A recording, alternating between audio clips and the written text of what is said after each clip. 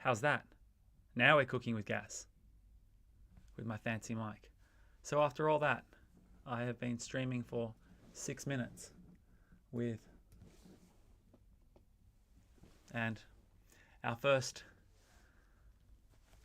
participant, viewer, Penny, thank you. Hey Penny, just told me that I had no audio. So alas, everything I just told you amounted to nothing. So let's start the live stream all over again. Welcome. I got my fancy mic, my fancy camera, and we are on YouTube because they let people even like me live stream on YouTube. So I was saying, not that anyone heard, that I want to start each of these open hours with some kind of epilogue, the rant of the week before I get into the questions, just sort of what's been at the front of my mind for the last 7 days. And what I want to talk about today is the propaganda machine, the PR that is working for strength training. I see all the time stronger for life mottos like that. I saw a post today saying 80% of women don't do strength training. And I would love to hire the advertising agency that is pushing this strength training agenda. Now, don't get me wrong. I've spent close to $100,000 of strength equipment out that door. I've been doing strength training, I would say, on average 2 to 3 times a week since I was 13 years old, and I got my North Shore Fitness membership in Pimple. Dougal was my first personal trainer, and he took me around. I really like the lat pull down machine. So I love strength training. But the idea that strength training is the only form of exercise that anyone needs to be doing, people over 40 or women should be doing, is just plain wrong.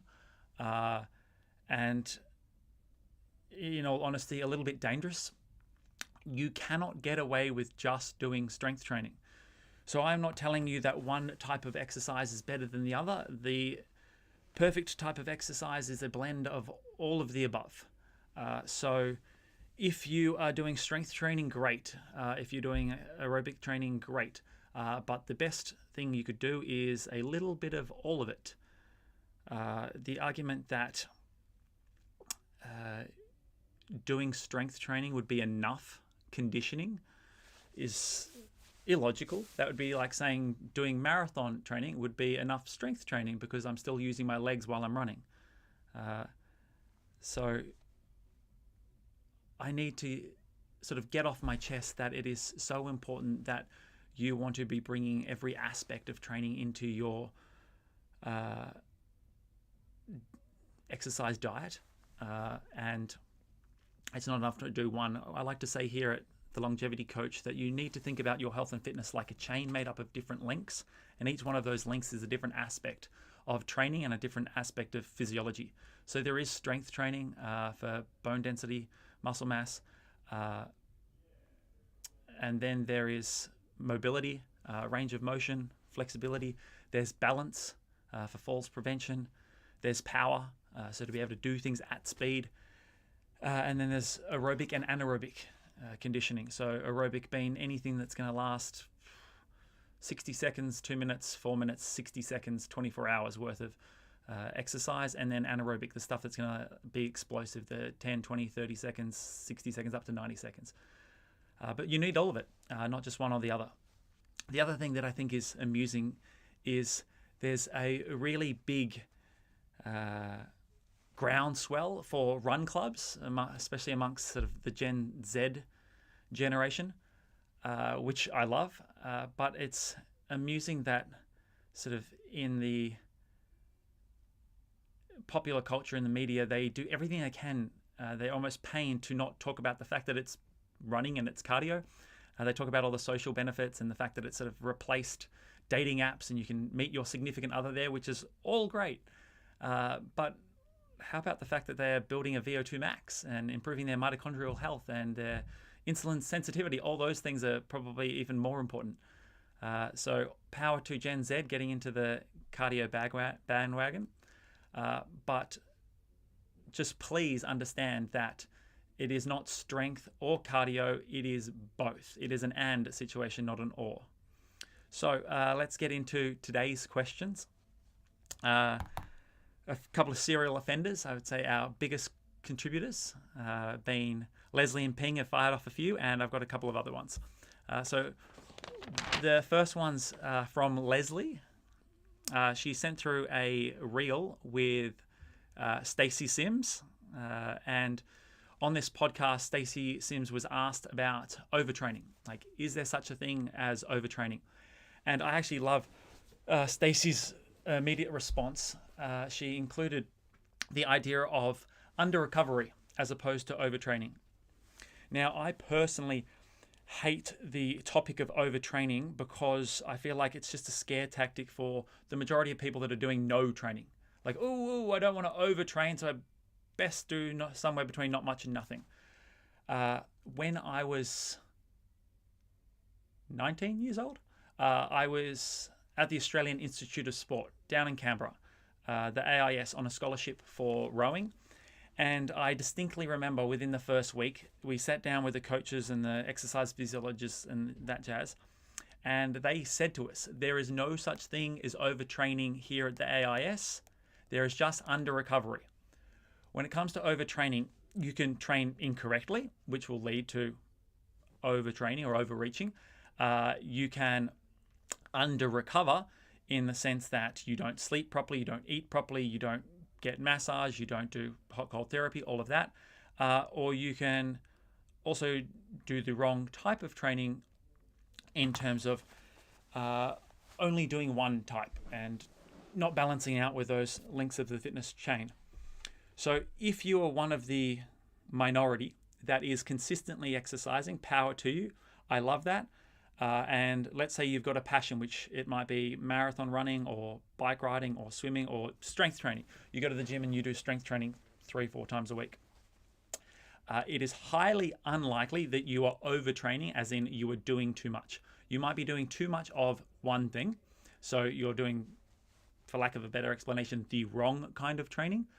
So you want to balance out some of your running with some strength training and some mobility work. So it's not about how much you're doing, but how much you're doing of various types. Or you could just be plain outright under recovery. And that's what they were worried about with a bunch of 19-year-old guys, that they would have this program for us that would push us. It was high volume and it was tough training. But then what did we do in our spare time with these 19-year-old boys? Drinking too much alcohol? Were they eating crappy food? Were they staying up too late? That's what really leads to under recovery. The fact that your body doesn't have a chance to adapt to the training that you're doing. Because the actual stimulus, the training, the running, the rowing, the strength training, that's only half the story. You're putting on this stress to the body, and then the body needs to adapt, and that's going to happen during the recovery. So when you are thinking about overtraining, audit your recovery first. Rather than thinking, I need to do less, I would ask myself, should I be doing something different with what I'm doing? Variety is the spice of life. And more importantly, audit your recovery. Are you getting enough sleep? Are you drinking enough water? Are you getting enough protein? All those things are really what you need to be looking at when you think about overtraining. From Ping, talking about supplements. Is there a difference between the types of protein? So plant protein versus whey protein versus casein protein. Casein sort of on its own, it's a derivative of dairy that's slower to digest, which has some benefits, but it's not really relevant to most people. Bodybuilders like to take casein protein just before they go to bed, so they have more amino acids available over the course of their sleep. But the bigger question for most people is plant protein versus whey protein. So whey is from dairy, and plant protein could be from a bunch of different plants: pea protein, hemp, pumpkin seed. Here's my understanding of it. Whey protein, there is whey protein isolate and whey protein concentrate. Whey protein isolate basically just gets rid of a little bit more fat. So it's, let's call it a pure form of whey protein. So you're going to get more protein to calorie ratio. So I would go with a whey protein isolate personally. And it will also get rid of a little bit of the lactose, so the the sugar involved in well, so it's a lower calorie option, and it should be easier to digest for anyone that's a little bit lactose intolerant or lactose sensitive. And the 50,000 foot view is that whey protein is a more complete protein if you're looking at those essential amino acids. Any type of plant protein is a little bit short on its amino blend, especially when it comes to leucine, which is the one for muscle protein synthesis. Basically, the long story short is any one type of plant protein isn't quite as good as whey protein. But a lot of the plant protein products out there actually use a blend. So here at TLC, we sell True Protein. They have their whey protein isolate, the WPI 90. They're sort of bragging but in the name that it's whey protein WPI 90%, which is telling you that it's high purity, bang for your buck. But their plant protein is a blend of 3 different types of plant protein, so they're trying to hit that amino acid profile. So just be mindful that any one plant protein source is probably not giving you enough of any one type of amino acid. They're stronger in some, but not others. So if you're a vegan, you will get enough protein if you diversify your intake and just have different types of plant proteins, and a blend is a good place to start. Another question was about creatine and the different types of creatine. I had a couple of people just asking me outright, should I take creatine? The simple answer is yes. So well researched, so many benefits, and the research just continues that there are more and more benefits from a cognitive and energy perspective and for your brain. Everyone should be taking 5 to up to 15 grams of creatine. But different types of different types of creatine. Most of the research has been done on creatine monohydrate, and that is like the gold standard when it comes to creatine. All the other ones, like creatine hydrochloride, I think, and there's a nitrate. There's less research, and it's questionable whether or not it makes any difference whatsoever. Some claim that it's easy to digest, so you don't need as much of it. Some claim that it will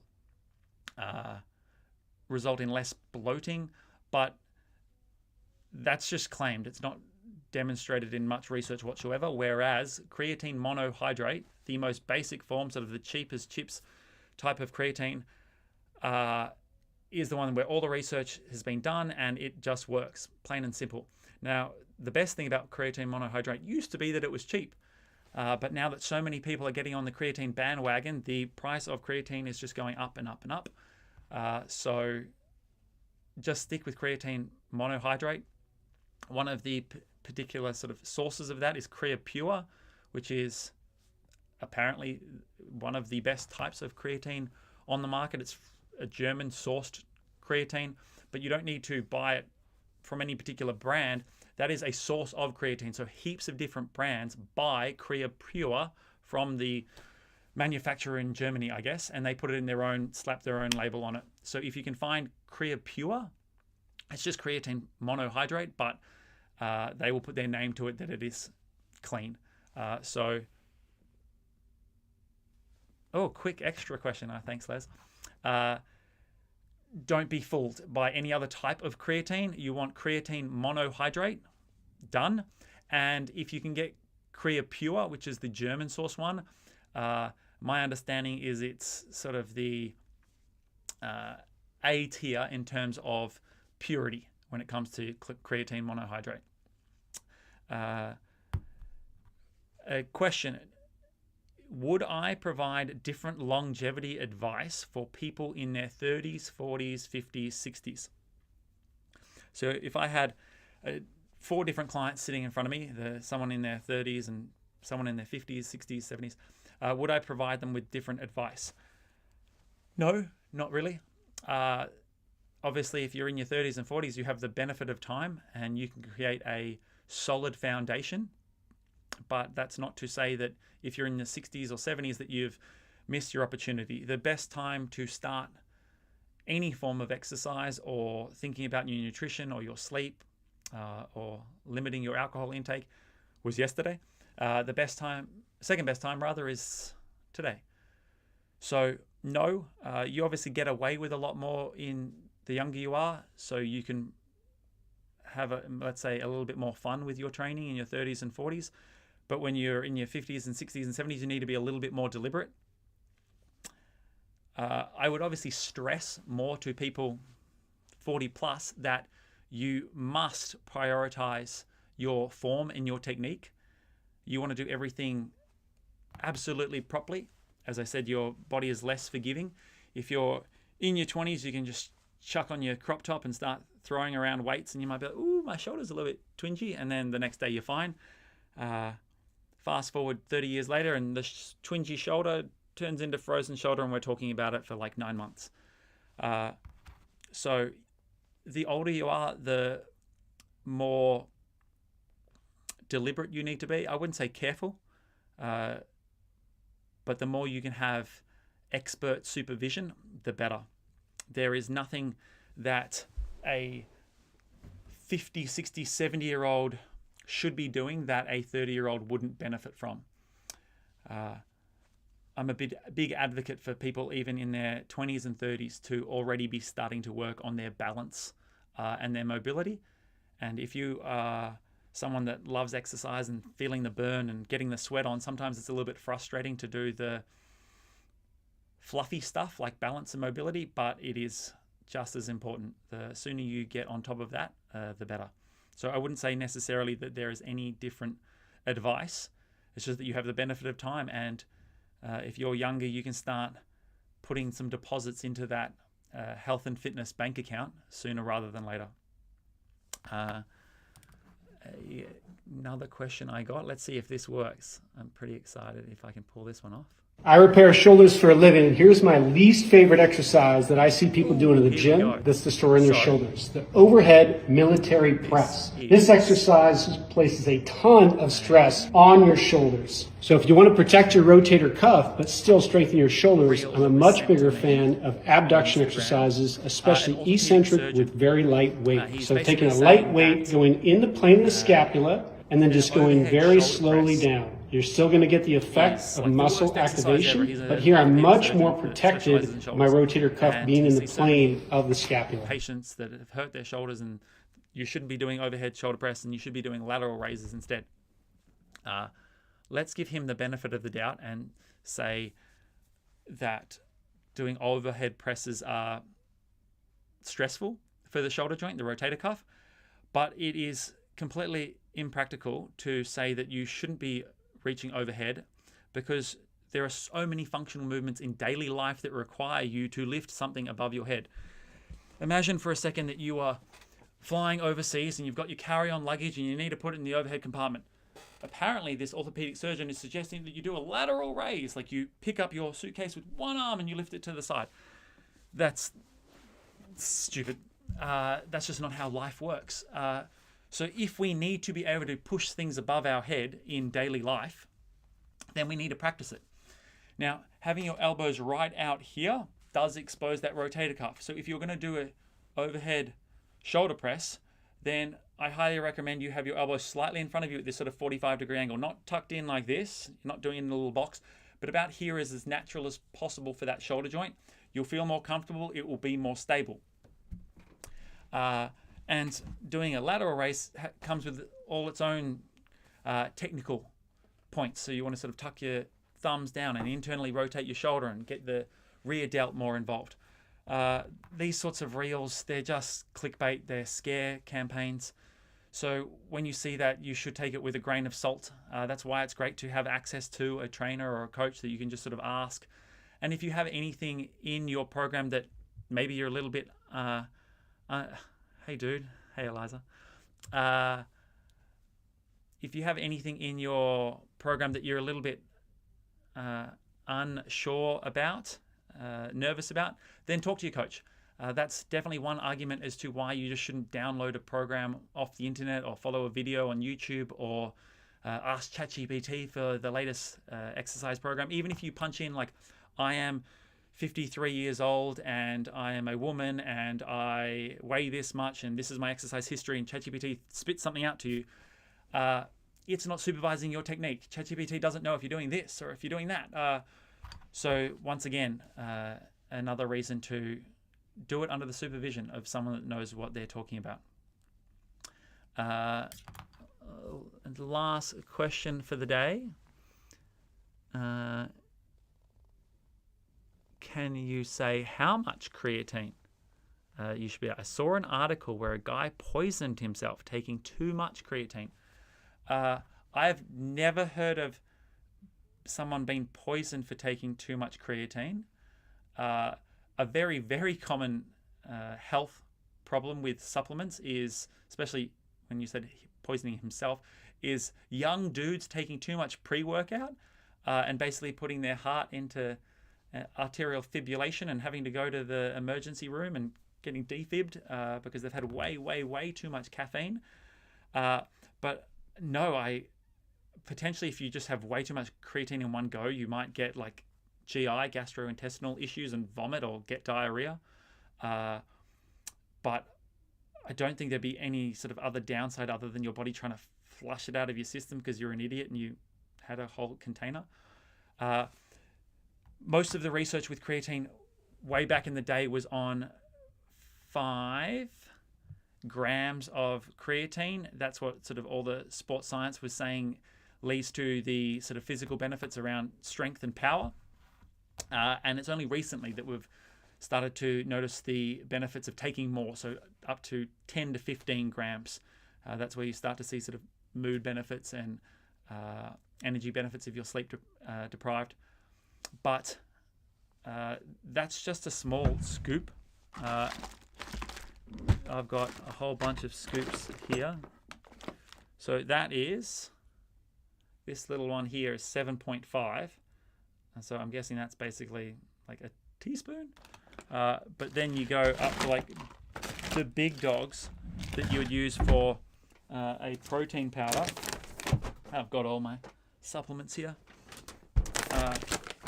So I just feel like if you take too much creatine, you would just sort of get an upset stomach. There we go. So that is a 30-gram scoop for protein. You wouldn't be having that at all, but just chucking something like that in, and I do a heaped scoop of that, so roughly 10 grams with my protein shake, and you're good to go. So I would not be scared. Again, social media loves to scare us. I would not be scared of creatine in any way, shape, or form. Stick to the basic creatine monohydrate.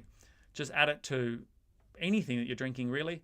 I remember seeing somewhere that if you put it with caffeine, it would sort of flush out of your system like a diuretic. Not true. Lots of pre-workouts have creatine in them. One thing to note is that most of the gummies don't have enough creatine in it.